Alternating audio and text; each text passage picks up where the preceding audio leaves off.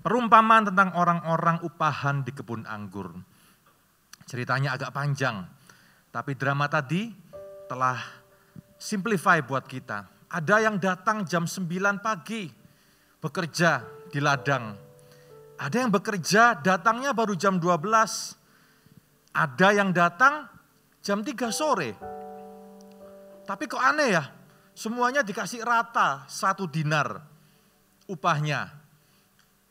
Apakah disebut sebagai Tuhan yang adil, saudara? Menurut kita mungkin tidak adil. Bagaimana mungkin yang datang lebih awal jam 9 pagi, bekerja lebih lama, mungkin lebih keras, ya, pakai tenaga lebih banyak, dibayar sama dengan yang baru bekerja datang jam 3 seperti yang Alkitab katakan, saudara. Bekerja dengan waktu lebih sedikit, ya, yang tadi dikatakan hanya cuma taltul begitu, ya kan?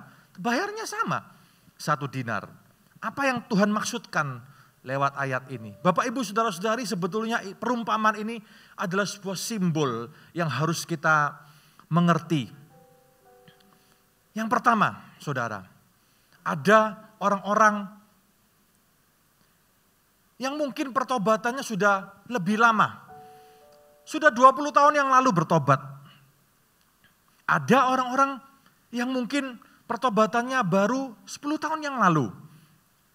Ada orang-orang tertentu yang usia pertobatannya mungkin barusan 1 tahun yang lalu.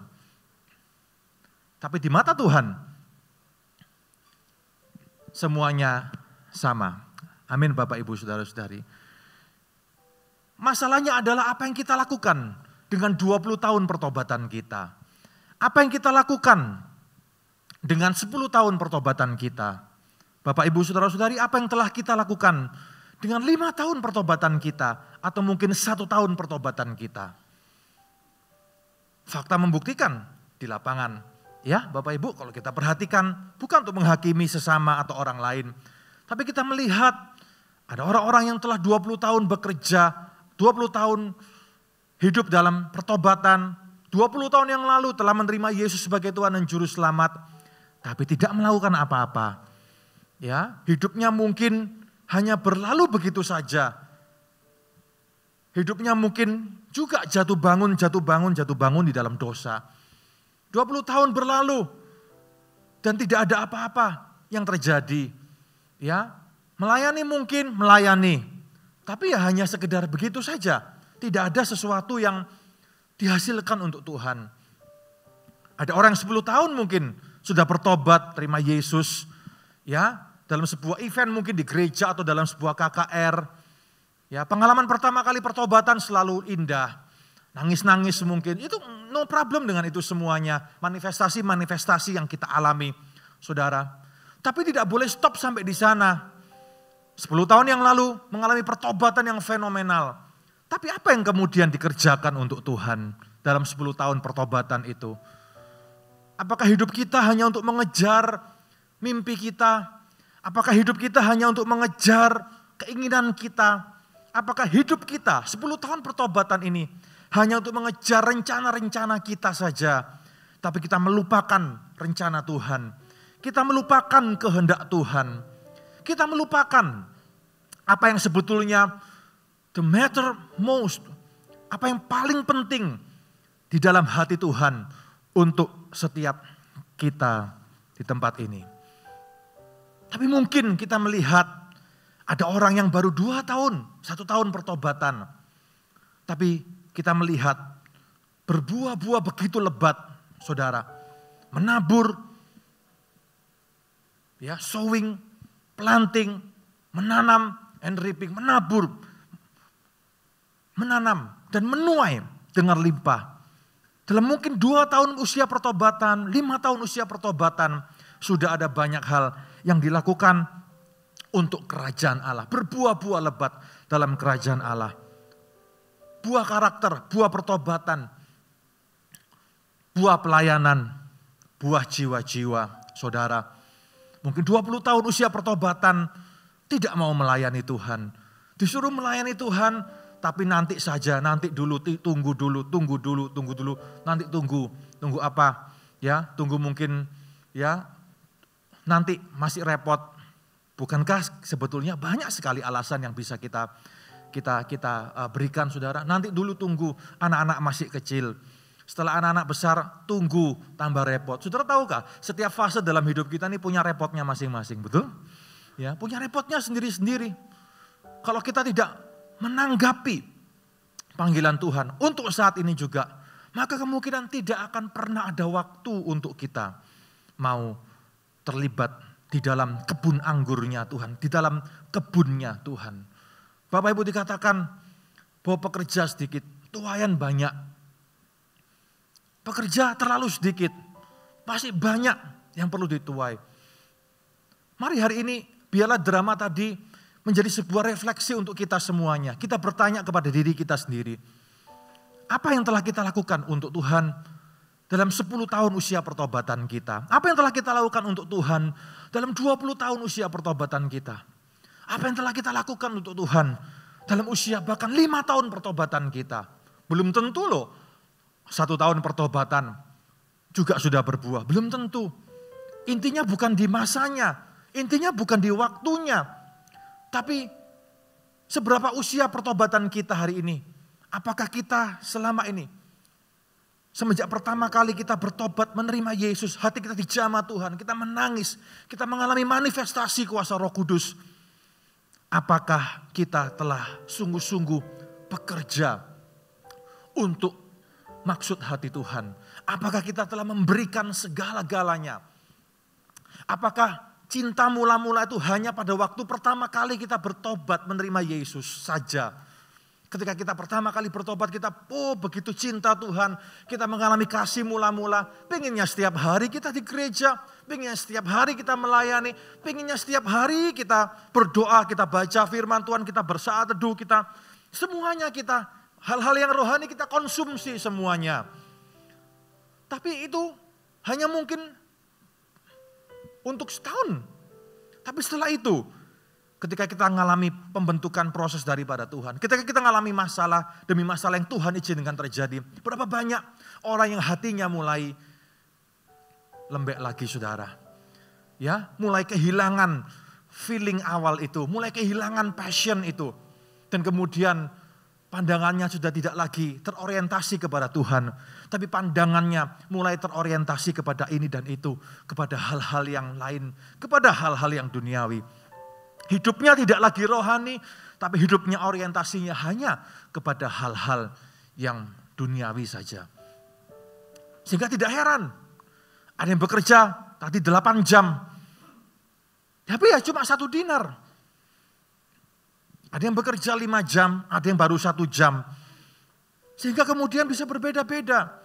Bapak Ibu saudara-saudari, mari kita bertumbuh dan bertumbuh dan bertumbuh. Hari ini mari kita bertanya kepada diri kita. Dalam usia pertobatanku, setelah 20 tahun aku bertobat. 20 tahun mungkin aku melayani Tuhan. Apa yang telah aku kerjakan, apa yang telah aku lakukan. Mari kita betul-betul refleksi pada pagi hari ini. Apakah aku telah mengejar hati Tuhan, rencana Tuhan, kehendak Tuhan? Atau apakah yang sebetulnya aku lakukan, aku kejar hari ini adalah cuman rencanaku saja, keinginanku saja, cita-citaku saja. Dan aku minta Tuhan setuju dengan aku. Tapi apakah yang kita kejar hari ini adalah kehendak Tuhan yang paling indah untuk kita semuanya? Yang mana Bapak Ibu Saudara-saudari? Mari kita bertanya kepada diri kita, ini penting sekali. Supaya kita mulai orientasi ulang, membetulkan kembali kompas kehidupan kita hari ini. Membetulkan kembali kompas semua segi kehidupan kita, pekerjaan kita, kehidupan kita, keluarga kita, pelayanan kita dan semuanya. Kita setting ulang kompas hidup kita pagi hari ini untuk kita mulai reorientasi kepada kehendak Tuhan yang sempurna, yang paling sempurna. Rencana Tuhan dalam kehidupan kita. Banyak orang takut, banyak mungkin kita takut.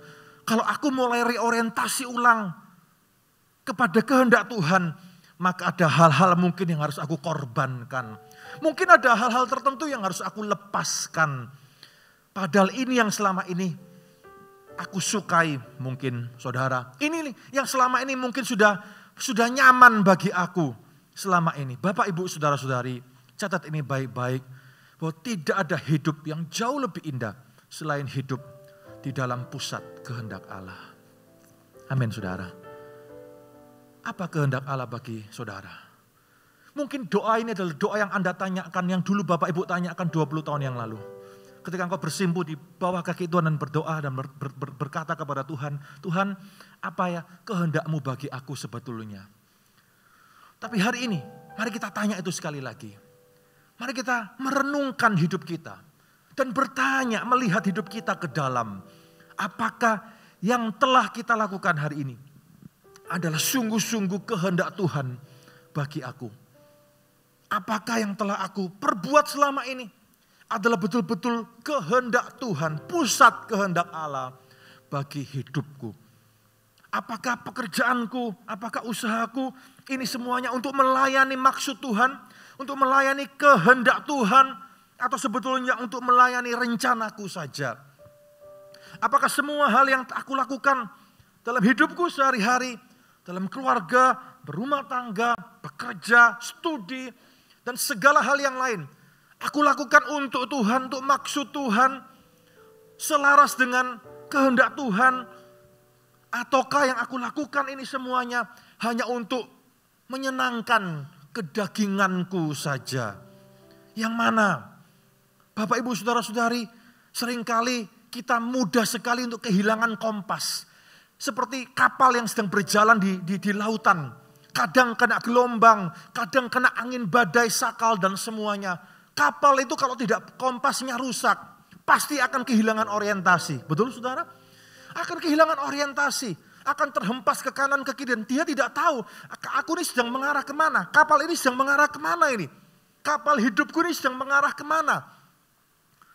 Karena kompasnya rusak, kompasnya kehilangan orientasi.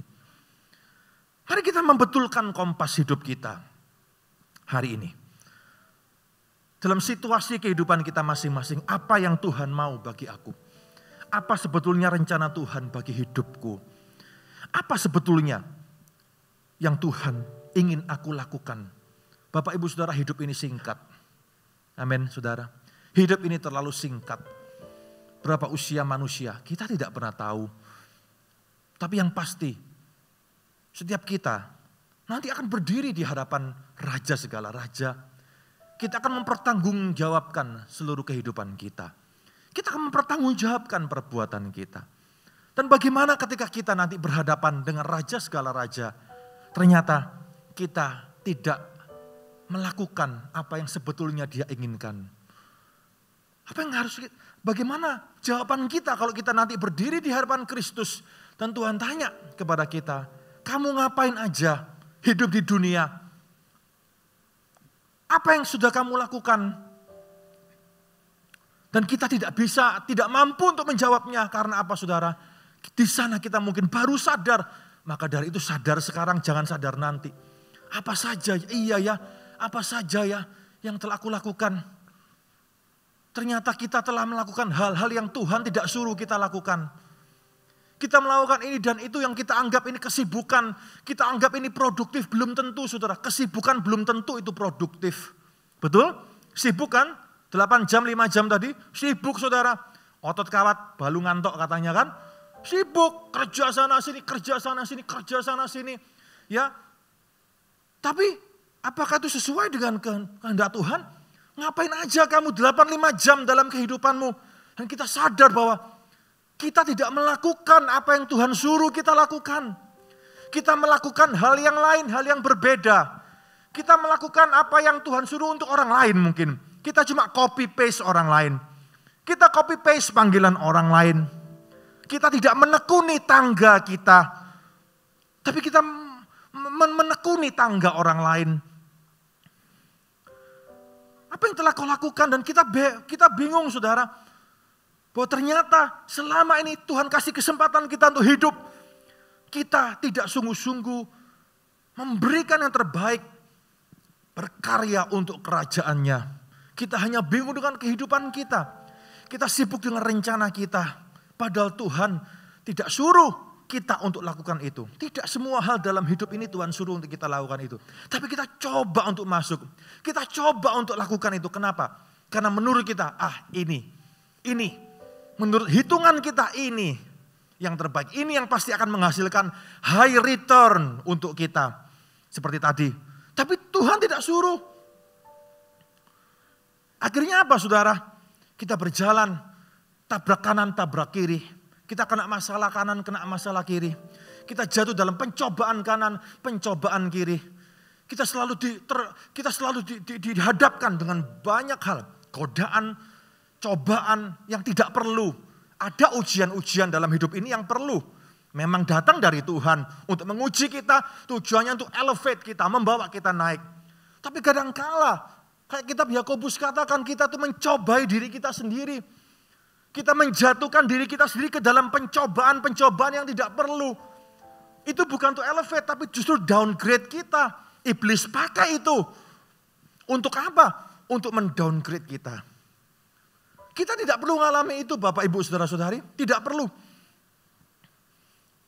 Asalkan hari ini kita tahu. Kita mau orientasi kembali kehidupan kita. Apa yang Tuhan mau untuk aku lakukan. Bapak Ibu Saudara-saudari, hari-hari ini yang sudah lama dan saya percaya tidak akan pernah berhenti juga. Ada banyak raksasa iman yang mulai berguguran karena banyak hal, saudara. Karena mulai jatuh ke dalam pencobaan. Karena mulai berkompromi, karena kompasnya mulai kehilangan orientasi. Oleh karena itu kompas harus dikalibrasi terus. Betul saudara? Harus terus dikalibrasi. Kompas kehidupan kita harus terus dikalibrasi. Harus terus direorientasi. Kalau tidak mudah tersesat saudara. Kita mungkin merasa bahwa raksasa-raksasa iman yang telah jatuh ini. Rata-rata berkata bahwa setelah merasa melakukan banyak hal untuk Tuhan. Saatnya untuk santai sejenak. Rupanya iblis masuk. In a split second. Kompromi sedikit saudara. Akhirnya dari kompromi sedikit itu. Timbullah sebuah kejatuhan yang hebat. Bapak ibu saudara-saudari. Hari ini mari kita kalibrasi ulang kompas kehidupan kita. Amin. Dengan selalu mempertanyakan apa yang Tuhan mau untuk aku lakukan dalam kehidupanku. Yang pertama pasti adalah pertumbuhan rohani saudara. Amin saudara. Pertumbuhan rohani saudara adalah tujuan yang harus kita kejar. Dengan bertanya, apa yang telah aku lakukan selama ini? 10 tahun, 20 tahun usia pertobatanku. Apakah aku telah melakukan kehendak Tuhan? Ataukah aku hanya mengejar cita-citaku saja? Aku hanya mengejar keinginanku saja. Hidup ini adalah kesempatan, kata sebuah pujian. Ya, jangan sia-siakan waktu yang Tuhan beri. Hidup ini harus jadi berkat. Amin Bapak Ibu Saudara-saudari. Hidup ini harus jadi berkat. Hidup ini harus melakukan kehendak Tuhan. Tidak ada waktu bersantai seolah-olah tidak ada waktu bersantai untuk orang yang bekerja di ladang ini.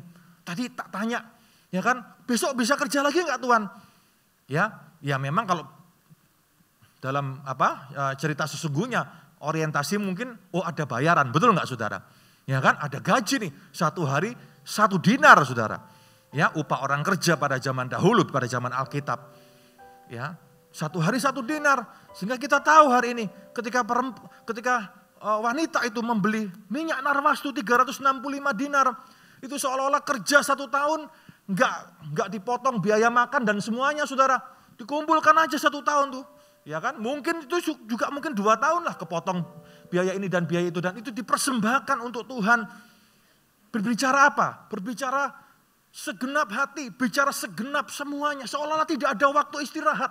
Besok ada lagi enggak Tuhan? Besok ada lagi enggak Tuhan? Besok ada lagi enggak Tuhan? Kerja lagi. Saudara, lagu tadi juga sudah ngomong, jangan lelah bekerja di ladangnya Tuhan. Secara rohani, we will never have a rest. Kita tidak akan pernah punya waktu untuk istirahat. Secara manusia kita perlu istirahat, betul? Ya kan? Sesekali kita perlu lihat, datang ke tempat yang bagus-bagus tadi saudara, lihat hijau-hijau dan semuanya menyejukkan hati. Betul enggak saudara? Tapi secara rohani, kita tidak akan pernah punya waktu untuk istirahat. Selalu akan ada hal, apalagi setelah ini, apalagi yang Tuhan mau, apalagi. Kompasnya itu loh saudara, kompasnya harus dilihat. Mengarah kemana ini? Kapalnya mengarah kemana? Mengarah kemana? Harus selalu seperti itu. Detik pertama kita mulai mencoba untuk istirahat. Detik itu biasanya saudara, hal-hal yang tidak perlu mulai terjadi. Godaan mulai terjadi. Daud mulai naik ke atas soto istananya. Santai dulu Yang perang biasanya ikut perang sama-sama. Kali ini Yoav aja. Yoav sama pasukannya sudah. Ya kan? Karena aku sudah semuanya. Oke, semua sudah kehilangan orientasi. Betul saudara? Saya banyak ada orang yang ngomong, aku sudah semua yang sekarang semua pegawaiku yang bekerja ini bingung sekarang mau ngapain lagi. Seolah-olah hidup tidak ada makna lagi. Bangun pagi juga ngapain juga. Nggak ada lagi yang bisa dikerjakan. Karena semuanya sudah bekerja untuk dia saudara. Sehingga bingung mau apa dan bagaimana. Hal dalam kondisi seperti itulah rawan godaan, rawan pencobaan. Kerawanan terjadi di sana saudara. Karena bagi Tuhan tidak ada waktu untuk kita dalam tanda kutip beristirahat.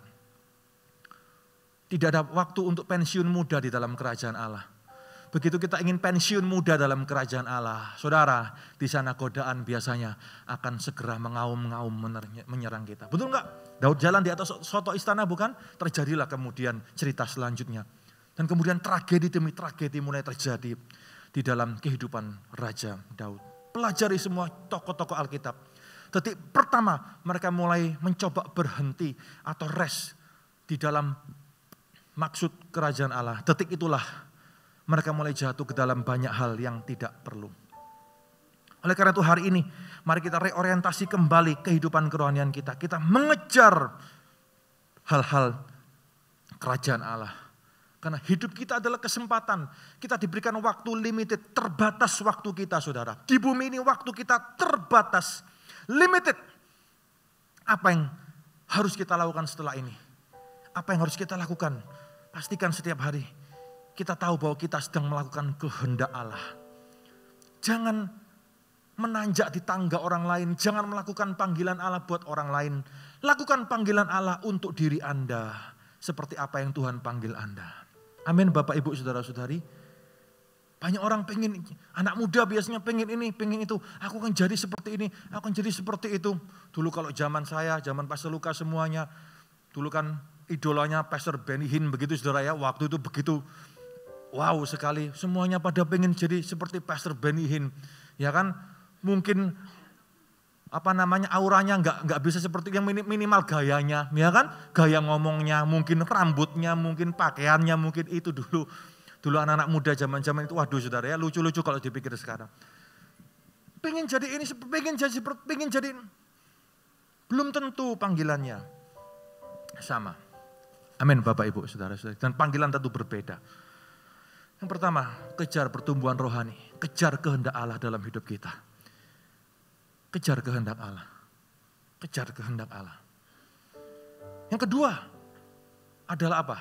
Mengejar apa?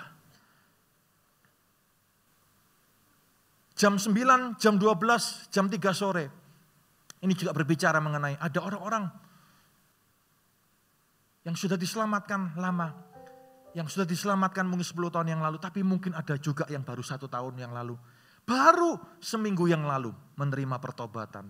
Baru beberapa hari yang lalu. Mungkin juga beberapa jam yang lalu. Ini panggilan buat kita semuanya. Bapak, Ibu, Saudara-saudari. Coba kita lihat ya. Matius 20 ayat yang terakhir itu ya. Ayat yang ke-16. Dikatakan demikian. Ya, Matius pasal 20 ayat yang ke-16. Sebagai konklusi dari cerita ini, dari perumpamaan ini, dikatakan apa? Demikianlah orang yang terakhir akan menjadi yang terdahulu, dan yang terdahulu akan menjadi yang terakhir. Ada orang-orang yang mungkin usia pertobatannya baru 5 tahun. Tapi ketika dia melakukan kehendak Allah, dia betul-betul memberikan semuanya. Dia mengalami pertumbuhan yang eksponensial. Dia mengalami pertumbuhan rohani. Dia mengalami pemakaian Tuhan. Dia berjalan di dalam jejak Allah dalam hidupnya. Dia mengejar jejak Yesus. Dia tidak mengejar jejak yang lain, saudara. Dia hanya mengejar jejak Yesus. Rasul Paulus dalam usia pertobatan yang cukup singkat, tiba-tiba dia seolah-olah kemudian dia menjadi sejajar dengan rasul-rasul yang lain yang telah 3,5 tahun mengikut Yesus. Mengapa? Karena Rasul Paulus mengejar jejak Yesus dalam kehidupannya. Hari ini jangan mengejar jejak yang lain, saudara. Kejarlah jejak Yesus dalam kehidupan kita. Amin. Kalau kita mengejar yang lain, mengejar jejak yang lain, saudara tidak akan sampai kemana-mana. Saudara hanya akan bermuara ya, muter-muter di lingkaran setan saja. Anda tidak akan pernah menghasilkan apa-apa dan Anda tidak akan pernah mempersembahkan sesuatu untuk kerajaan Allah. Tapi hari ini berjejak di jejak Yesus. Berjejak di jejak kaki Yesus dalam kehidupan kita. Yang terakhir jadi yang terdahulu juga biasanya juga akan jadi yang terakhir. Ini berarti apa? Tugas kita belum selesai. Amin Bapak Ibu. Tugas kita belum selesai. Hari ini puji Tuhan, kita masuk pertama kali dalam 2 kali ibadah. Tugas kita belum selesai. Masih banyak jiwa-jiwa yang perlu untuk diselamatkan. Masih banyak orang yang perlu mendengar tentang Injil Kristus Yesus Tuhan. Amin saudara. Lihat kanan kiri saudara.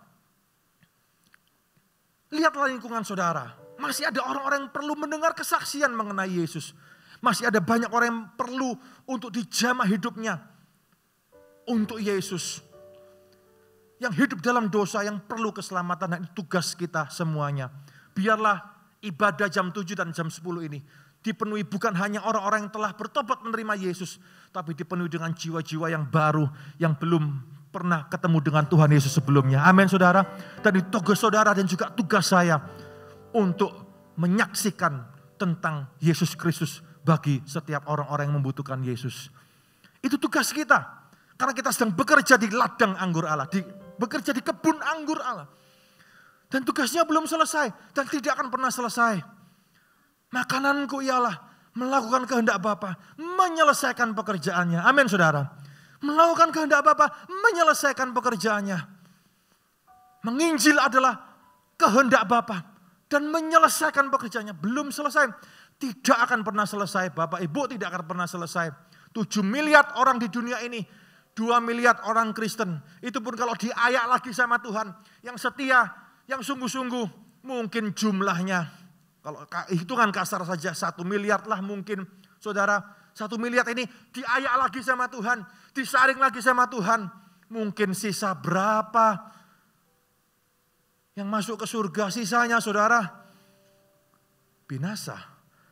Maka dari itu, itulah kenapa Yesus mungkin belum datang sampai hari ini. Karena jam kasih karunia-Nya belum selesai. Tuhan mau pakai saudara dan saya hari ini untuk datang kepada mereka yang membutuhkan, untuk menjamah kehidupan mereka dengan Injil Kristus yang memerdekakan. Itu tugas saudara dan saya. Amin. Amin. Go, pergi. Beritakan Injil kepada segala makhluk. Pergi, beritakan Injil kepada segala makhluk. Baptis mereka, ajar mereka. Aku menyertaimu sampai kepada akhir zaman. Immanuel, God with us. Tuhan beserta dengan kita. Amin Bapak Ibu Saudara. Yang pertama pertumbuhan rohani. Mari kita kejar pertumbuhan rohani. Kita mengerjakan kehendak Allah. Yang kedua mari kita memenangkan jiwa bagi kerajaan Tuhan. Bagi kemuliaan nama Tuhan. Mari kita menorehkan tinta emas sejarah dalam kehidupan orang itu. Yang tadinya harusnya binasa. Tapi karena gara-gara ketemu kita, Tuhan pakai kita untuk apa? Membelokkan kompas arah hidupnya kepada kekekalan. Berpindah dari gelap kepada terang yang sejati. Kiranya Tuhan pakai kita semuanya. Bangku-bangku yang masih kosong, itulah tempat untuk mereka semuanya. Amin Bapak Ibu. Haleluya. Berikan tepuk tangan buat Tuhan kita.